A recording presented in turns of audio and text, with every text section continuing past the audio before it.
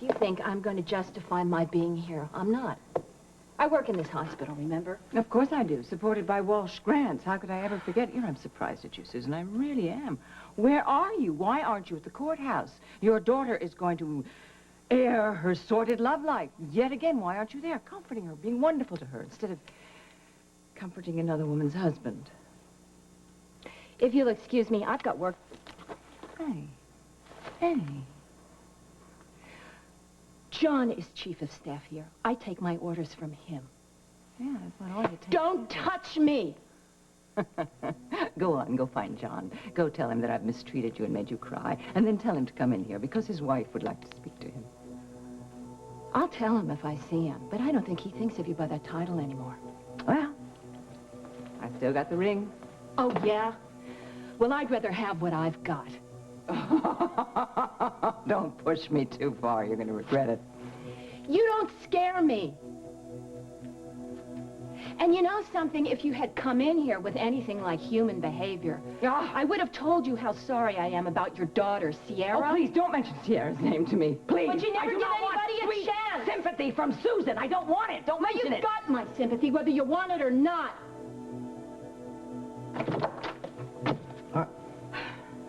You've got a message on your desk. I'll talk to you later.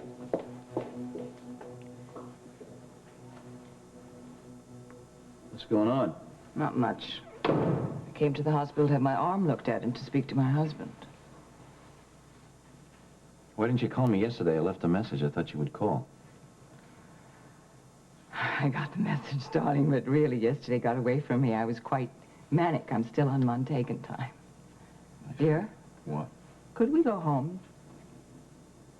Home, where we might talk about this together at home. I was there the other night. Not for very long. Well, I wasn't going to sit around and listen to you and Ambrose fiddle around with Lily's life. Lily is my daughter, and I care very much what happens to her. Lily is a grown woman, and she wants to be left alone. You start manipulating with other people's lives all over again, and there's never any time for you and me. The more you talk, the more it seems like copping out to me. Oh, you know something? You start in with your old tricks again. It makes me very angry. I don't like it. Do you understand that?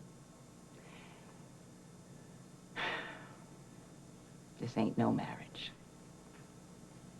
What is a marriage? You tell me. You tell me, Nuri. I really would like to know. I'd like you to think about it, and I'd like you to arrive at an honest answer. And when you do, will you tell me? Because believe it or not, dear, I do want to know. I really do want to know. Excuse me. Yeah, hello. Shannon, I just can't believe you're getting married in such an absolutely gorgeous place. I feel like it's a beautiful dream. Oh, we had such fun flying over here in Lucy's private jet. It's like being in the middle of a fairy tale. Am I doing the right thing?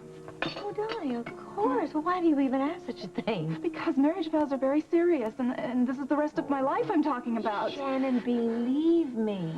Everyone's a little frightened before they... But how do I know how many more secrets Duncan is hiding? Well, now, let's just hope he has a few. That's what puts all the excitement into marriage. Oh, darling, it's really... Don't worry about it. You've got a lifetime to get to know each other, and you'll keep discovering new things.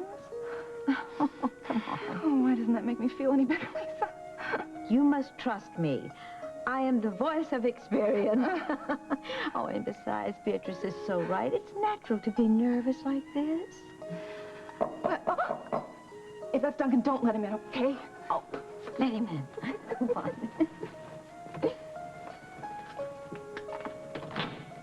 Well, here are two very handsome men. I'm happy to report that your son, my little namesake, is sound asleep. And Whitney's being given a tour of the castle. Her eyes are still as big as saucers. I'm afraid that the cottage is going to be too small for her after this. And you, lassie, tell me you missed me while Brian and I were making all the preparations. What's the matter? Do you have any idea what we're going to be doing in a little while? I think I do, and I'm a much happier man for it. Marriage, Duncan. And perhaps children. I mean, Beatrice and Brian have 2 children. Aye, and perhaps we'll be able to provide them with playmates when we come visit. But it's a huge responsibility.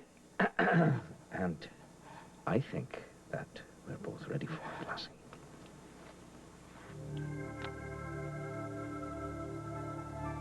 Who is this man?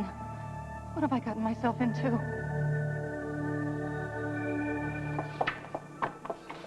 Hon, just try to relax. It is not going to do any good for Paul to have him see you so upset. I am trying, but every time I look at those doors, it just brings back a lot of awful memories for me. Hello, Hal. Hi. Hi. Apparently they selected the second alternate juror.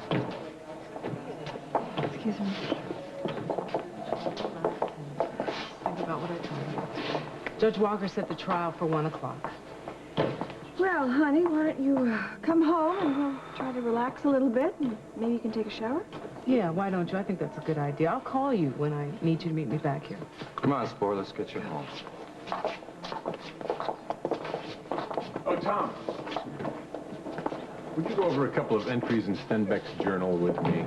Sure. Do you mind, Bill? It'll only take a minute. No, not at all. After all, I'm very interested in it myself. Sure.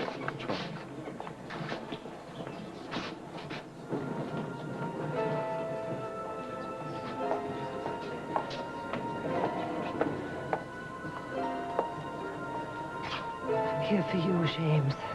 You and your son. It's all I have left of you now.